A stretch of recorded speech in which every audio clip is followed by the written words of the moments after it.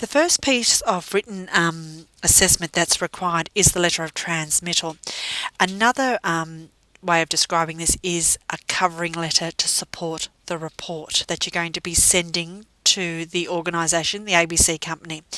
Now, what I've actually got here for you today is an example of a letter and all the things that you need to consider when you are writing this letter to the ABC company.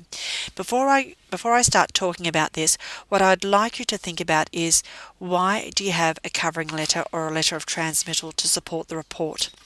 The whole idea of this is so that when the receiver receives the report, they know what it's about, and it gives you the opportunity to present the information and maybe get them to do something at the end, like contact you to make an appointment to discuss it further. So things that you need to consider with writing your letter. You do need an address at the top. Now this is your address. So it's your company's address that sits at the top. You can have a letterhead if that's what you've got, or you can just write it in this particular format. The next thing you need to have is the date, and the date is the second point, and it has to be in full form. So it's 22nd February 2010, or as it is today, the 26th of March 2013. Please note that there is no this or dits or whatever, so it's just the straight number. Now the inside details is actually the address of the person that you're sending it to. So in here it's Mr. John Smith, and it's 123 George Street. So you need to actually have the address of the person that you're sending the letter to. We then start off with the greeting or the salutation. I do recommend you put a name there. It's not dear sir, it is dear Mr. Smith or dear Ms. Awad. I'm not fussed, but there needs to be a name. Be sure that you do not write to whom it may concern, because if you think about it, this has been organised between you and someone else, so you do know who's actually asked you to do the report. The next thing you need is a subject line. As you can see here, it's in bold. So loan application for car, or in this instance it is report on body language for the sales department.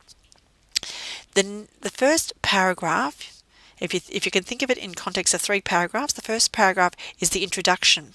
So it is actually please find enclosed a copy of the report that was requested by your organisation, and you can just put a little bit more detail there.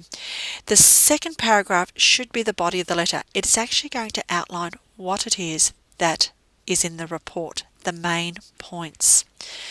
The third paragraph is actually looking at the close. So it's the action you would like the reader to do. If you'd like them to contact you to make another appointment, it is at this point you put it in here. What I do actually suggest is, if you're going to do that, put a telephone number or a date or a time that you'd like them to contact you by. Please note here we've got yours sincerely, and there is a big gap. Although I do not have a signature written here, you do need to sign the letter. You do need to have your name, your job title, and the organisation. Because we are enclosing some information, we've got an attachment. If you do E and C, that's telling the reader that there is something enclosed, and there is one article, and in this case it's one report. If you do have references, and sometimes in some organisations they have that, that needs to be added in as well. In this instance, you may not require your reference initials, but be aware that some organisations do that. If you think about this letter the same way as you would write a letter for a job application, you don't send a resume on its own. You normally have a covering letter to give the reader a reason why they should actually then look at the resume. So it's using it on the same context.